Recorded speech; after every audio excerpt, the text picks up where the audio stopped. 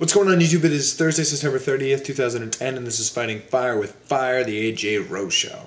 Yeah! Now, we have major sports headlines to get to, and we're going to get to them right away, including a really interesting piece about LeBron. But we're going to start out with the National League West, the division that has been a dogfight for the last couple months after the Padres lost 10 games in a row, even when people thought they had it locked up. And now, the San Francisco Giants, behind very good pitching, are on the brink of winning the division.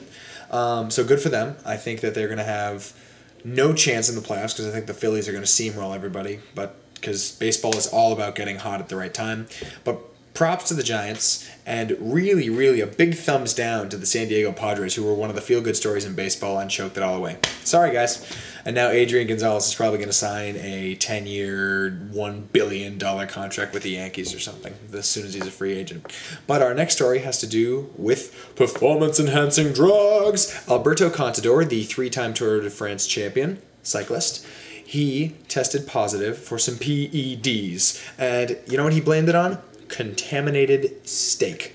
Oh yeah, anybody said, don't worry, I'm going to prove myself correct and make sure that this doesn't affect all the great things that I've done. Now, frankly, I don't believe a word of it, but some scientists say, oh yeah, they give all kinds of things to these cattle, so maybe this steak was actually contaminated and affected the drug test.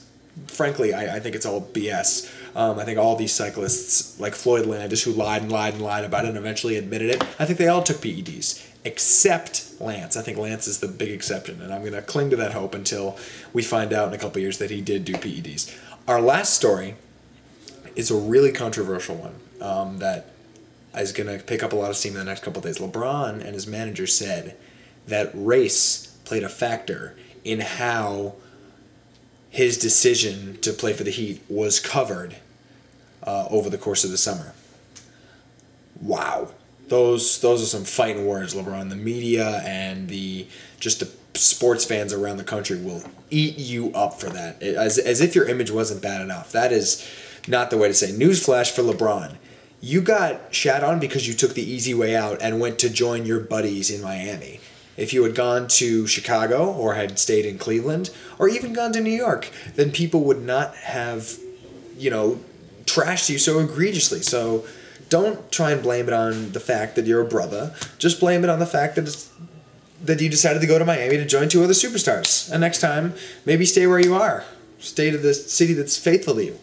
So that's your question of the day. Do you think race actually played a factor in LeBron, the way the media covered LeBron's decision? Thank you for watching Fighting Fire with Fire. My name is AJ Rose, and I shall see you tomorrow. I am out.